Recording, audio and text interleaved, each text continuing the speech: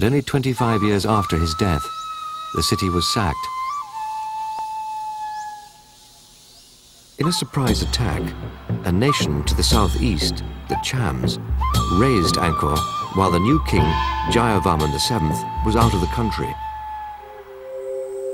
Already in his 50s, Jayavarman was said to be a serious and devout man, stocky and plain of face. Unlike his Hindu predecessors, he had embraced the peaceful doctrines of Buddhism.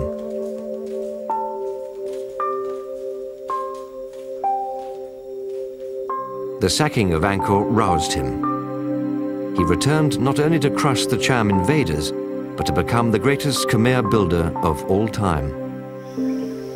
When peace was restored, Jayavarman ordered an enormous new city to be built.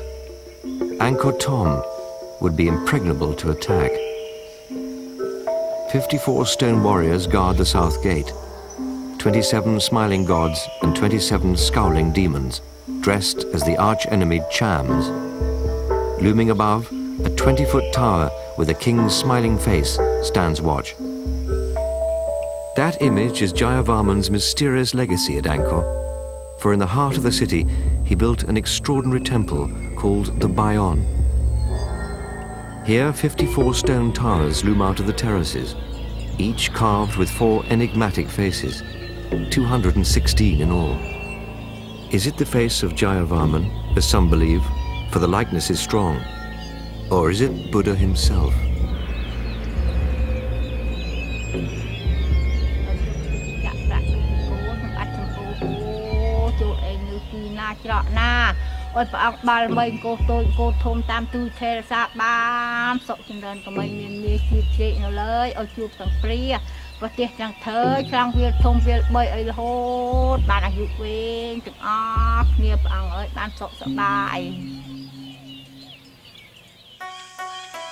In his 80s, he could look back on an unparalleled legacy of building, not only of temples, but of roads, travelers' inns, hospitals.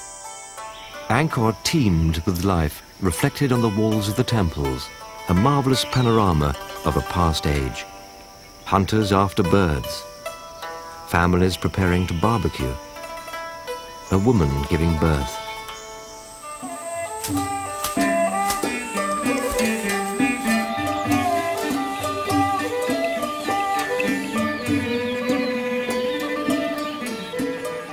The rhythm of life follows the rhythm of the land, much as it did hundreds of years ago. At Angkor, the ancient Khmer kings built vast waterworks to trap the lakes in the monsoon season. Soon, the land was producing 3 and even 4 rice crops a year, creating a prosperous leisure class and an increasingly extravagant lifestyle at court.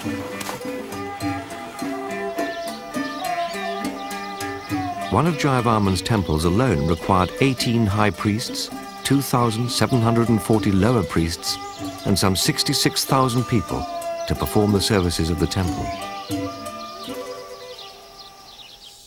Jayavarman built terraces ringed with great stone elephants, where members of the court played polo against the commoners.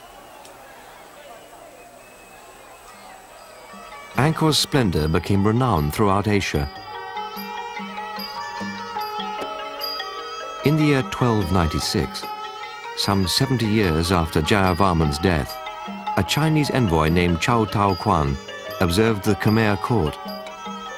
He wrote of waiting women in flowered robes, carriages drawn by horses ornamented in gold, and magnificent court spectacles of music and dance. Like this telling of the story of Hanuman, the monkey god, and his effort to rescue the beautiful cedar from the demon's palace.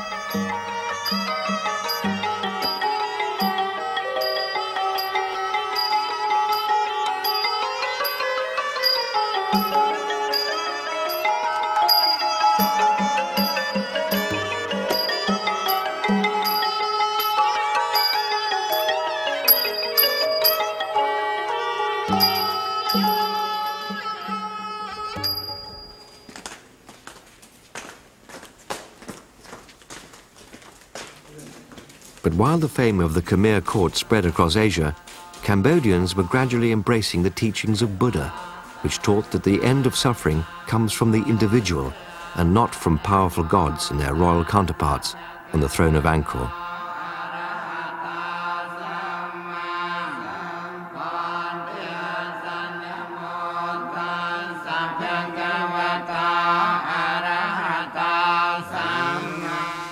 Eventually, the lavish temples became merely the folly of princes, their extravagant upkeep straining the treasury. New rulers neglected Angkor's costly reservoirs and canals.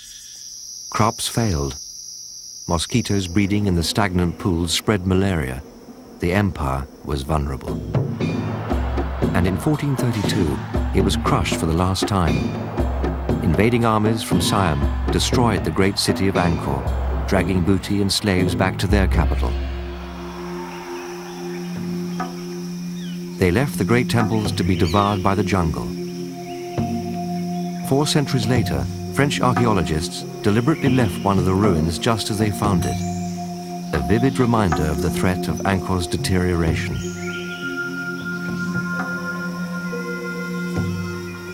The temple of Ta Prohm, built by Jayavarman as a tribute to his mother, is now half consumed by tree roots, strong enough to split the stones.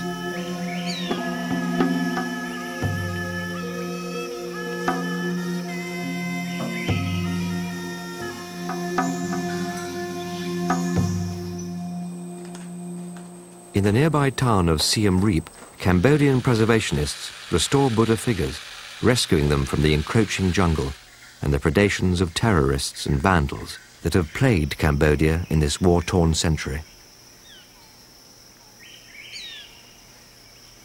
Their work here is not merely craft, it is an act of faith. During the 1970s, the Khmer Rouge tried to eradicate traditional art and culture by a reign of terror.